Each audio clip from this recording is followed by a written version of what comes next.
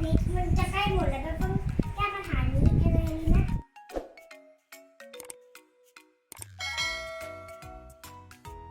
ก็ทำเองไปเลยสิครับ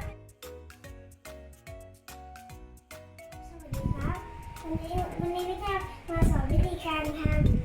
ำสเปรดกันนะครับวิธีการทำก็ง่ายมากก็ให้เราขูดอันนี้ให้กลายเป็นเส้น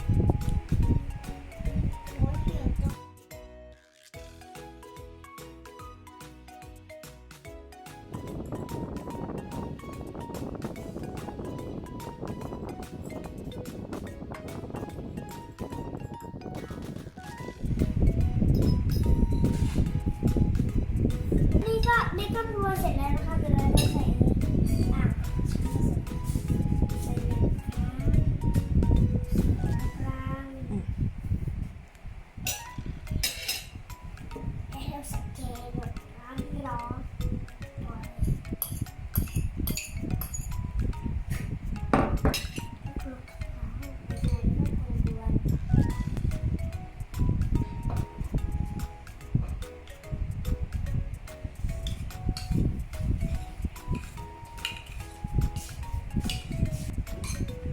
เกลือคลีสลัดอร่อยแน่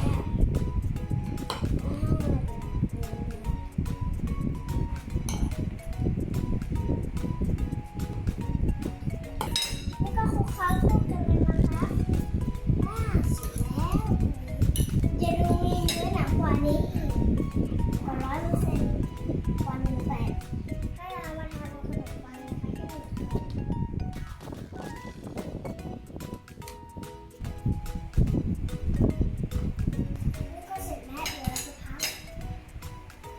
ะเดี๋ยวพี่จะลองรับประทานแล้ว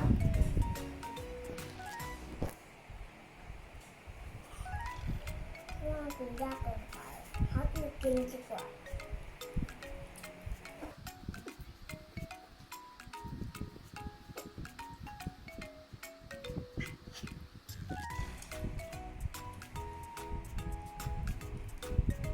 โอ้โหอร่อยมากนี่อร่อยมากเลยนะ